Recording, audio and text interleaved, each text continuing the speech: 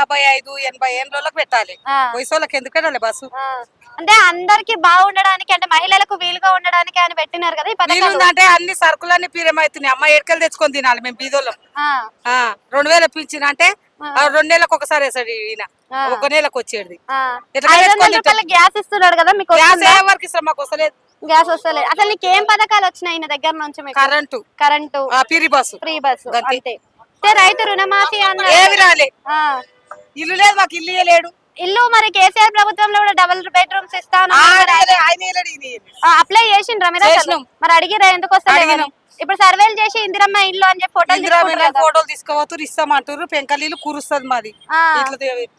Age ఉన్నోళ్ళు ఇట్లా దొబ్బితే పోతాయి పెంకలు, అట్లా కురుస్తుంది ఇల్లు మొత్తం. మహాలక్ష్మి పథకం కింద కూడా 5 లక్షలు ఇస్తాను అంటున్నాడు. మాకు ప్లాట్ ఉంటే ఇస్తామన్నారు, ప్లాట్ లేదు. గృహలక్ష్మి అవన్నీ అప్లై చేసుకున్నారా మీరు? లేదు మేడం, ప్లాట్ ఉంటే ఇస్తామన్నారు, అప్లై చేసినాం. ప్లాట్ లేదు, ఇచ్చి పైసలు ఇస్తాడు. అదే పెంకటిల్లు అన్నారు కదా, మళ్ళా అప్లై చేసినాం. అప్లై చేసి వస్తది. అడిగిరా? అడిగినాం. మరి ఇవన్నీ వస్తాయని అంటున్నారు కదా, వస్తాయి కదా? మరి వస్తాయి కానీ సరుకులు, నూనె, కూరగాయలు, బియ్యము, వంట సామాన్ ఎట్లా ఎంత పిరమైంది.